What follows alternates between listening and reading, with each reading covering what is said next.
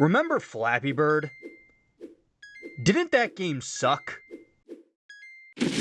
I mean, of course it did. It was a tedious one-note phone app where all you did was tap your screen over and over again just so you could jump through an endless ensemble of pipes. That's all there was to it, by the way. Other than a different colored middle, nothing about it would ever change no matter how much you played. It was just, see how far you can get this time. And even if those old high score videos were real, would 1,000 pipes seriously be worth it just to see Mario give you a concussion? Okay, in all seriousness, I don't think Flappy Bird itself was ever really something to get mad at. Not to say it was ever good, but it was just a simple phone game at the end of the day. Not to mention one that was made by one guy and didn't cost any money. At the same time though, with it being just a simple phone game where the only incentive to replay it was beating your high score, you wouldn't expect it to be popular. And yet, it was. You had famous YouTubers playing it, a bunch of half-assed clones popping up, and even if the culture surrounding it was largely made up of people mocking it, it was still popular enough to be mocked. I didn't know there'd be a sex scene in this game.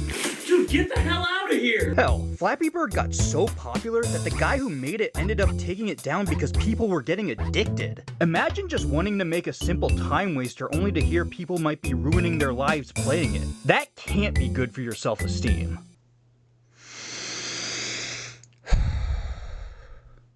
Now, you might be wondering why I'm ranting about a game nobody cares about anymore in a video covering the much lesser known phone game, Badland. Well, one, there's only so much you could complain about in Flappy Bird to the point where its own video would be over in like a minute. And two, the best way I could describe Badland is if you took the same base idea as Flappy Bird and made it good.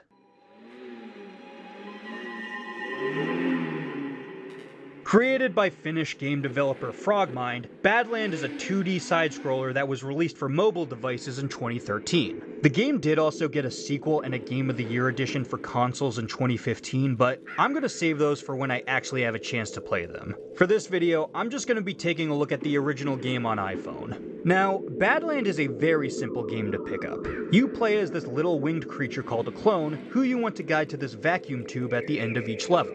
The way you control the clone is by tapping or holding down anywhere on your screen. Doing so will make the clone fly upward and to the right. It is perhaps the simplest control scheme a game could have, and one that, if you've been paying attention, might sound an awful lot familiar. By the way, I should mention I'm not trying to insinuate that Badland was literally made to be a better version of Flappy Bird. In fact, while writing this script, I found out it came out a month earlier, so more accurately, I should be describing Flappy Bird as if you took Badland and made it, for lack of a better word, bad. Either way though, I still think there's something to compare here. Okay, so with the controls in these games being so similar, how does one game manage to be so much better than the other? Well, as I explained earlier, tapping your screen over and over again in Flappy Bird is only good for one thing: jumping through pipes. All the game is a simple high-score endurance run with no added bells or whistles. Now, I wouldn't exactly blame anyone if they thought that's all you could make a game of with controls this simple. You might be surprised though by how much Badland can pull off with just simple screen taps. Right off the bat, the game isn't just the same two pipes repeating. There are actual levels here that are built from the ground up with lots of different obstacles to avoid. Saw blades, lasers, spike balls, and just a whole variety of objects that can crush you. Even if things don't kill you outright, they'll definitely get you stuck, leaving you to die at the hands of the auto-scroll in each level.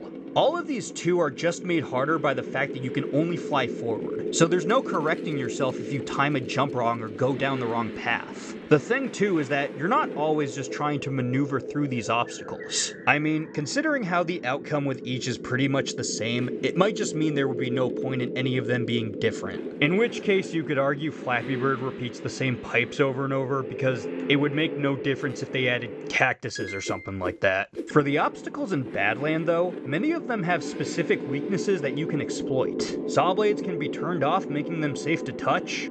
Lasers can be skipped if you're launched through them. Bombs can clear out things blocking your way. There's a whole puzzle solving element here on top of the standard flying around. The obstacles aren't the only thing that change throughout the game either. Each level is scattered with power-ups that alter the clone in some way. Some shrink you, allowing you to fit into small gaps, while others enlarge you, allowing you to move heavy objects. Some duplicate you, either providing extra shielding or allowing you to go down more than one path at a time. Some speed you up to outrun certain hazards while others slow you down so you can more carefully maneuver through them. Some give you invincibility against certain hazards with the trade-off of the clone being much harder to control, either sticking to everything or bouncing all over the place. Some perpetually roll you to either move faster on the ceiling or ground, as well as allow you to clear out any debris that might be blocking your way.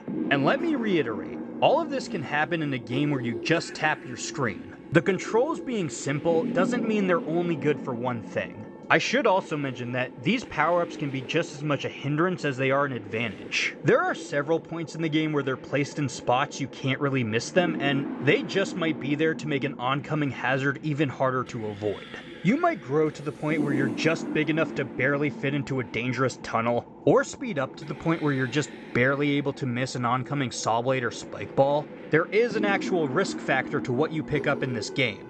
More often than not though, it is possible to avoid picking up items whenever necessary. As long as you're able to keep your distance from them, you can make whatever's coming up a lot easier on yourself. The only power-up that I can definitively say will for sure benefit you no matter what is when this happens. Let's go! Yeah, for some reason in this game, being square makes you completely and utterly untouchable. Saws can't hurt you, spikes can't hurt you, and you are as solid as a brick under anything trying to crush you. I mean, granted, you can still get stuck, but man is it exciting to see one of those orange gates regardless. I honestly think more games should take after SpongeBob logic. Now, I don't just want to talk about the general gameplay in this video. I would be remiss if I didn't also mention how this game looks. As you've probably caught on, the foreground objects in this game are simple shapes with the occasional glowing dot or line pasted on them. These, however, are placed in front of super detailed, picturesque backgrounds that are basically full-on paintings. Now, from my own experience, visuals with this level of detail are usually a double-edged sword. On the one hand, they can be very beautiful to look at, as well as very impressive for an artist to pull off. On the other hand though, you might run the risk of everything blending into each other to the point where the level around you is hard to make out. Badland, however, is able to avoid this problem by keeping all of that detail in the background, making the flat dark shapes in front of you more easily stand out. I mean, yeah, some backgrounds are darker than others, but the stuff in front of you is only hard to see if you're playing the game in like broad daylight or something. There are also technically a few points in the game where the background fades to black and you can't really see the level around you, but those moments are clearly intentional, being either memory puzzles where you have to remember what's in front of you before it disappears, or a race to turn the light back on before it goes out. It's also important to note that even though the objects in the foreground are all the same shade of black, the general shape of them is still enough to tell what is and isn't safe to touch, with hazards usually being much sharper. The only time where I had this problem were with the spike balls that kill you and the ones that just stick to you. Usually the dangerous ones are a lot bigger, but sometimes I find myself running into the smaller ones thinking they're safe. The last thing I want to talk about with Badland is that there is supposedly a story here, albeit one that does not have a lot going on. I mean, at first I thought this game had a From Software kind of plot. You know, one where there's supposed to be a lot going on, but you really have to think about what you're looking at to get it, but I honestly couldn't find anything that had a lot to say about this game's story. As far as I'm concerned, it's pretty straightforward. There are a bunch of machines that invaded the forest and you're just trying to survive their takeover. Honestly, I wasn't even going to talk about the story here if it weren't for this one fan-made level where someone actually took it upon themselves to give this game lore. That actually reminds me, I forgot to write anything about the Eternal Day section of this game. Badland has its own level editor where you can submit your own custom levels, and the Eternal Day section is where they would list the top rated ones. From what I understand, they stopped adding levels to this part of the game, but you can still play the ones that are already there, including the level that I was just about to explain to you. I actually showed off a few of these in this video so far for the sake of me just liking the footage, but since I did do that, I think I should make it clear that these user levels can't always be described the same way as the base game levels. On top of most of them looking pretty distinct from the base levels, some of them actually incorporate new game mechanics that didn't exist before. This one called Duplicants, for example, has these drones that hone in on you and push you into hazards. It's pretty cool that someone was able to make that. Nothing much left for me to add here, so I'll just get back to what I was saying. The long story tells the tale of an alien race that traveled to the planet Badland in order to build a civilization. While this was going on though, their AI which they built to assist them ended up destroying them, and the game is you flying through the ruins of a war between aliens and machine. It's honestly a really good level, literally taking you through the events as they happen. Again though, it's fan-made, and as far as I can tell, it isn't based on anything official. As for what plot exists in the base game, I personally don't mind that there isn't a lot there. I know you might think that's pretty weird of me to say if you heard me make a big deal about the story in my Borderlands video. Go watch that, I worked really hard on it. But I'm aware that not every game is trying to be big on plot, nor do they need to be.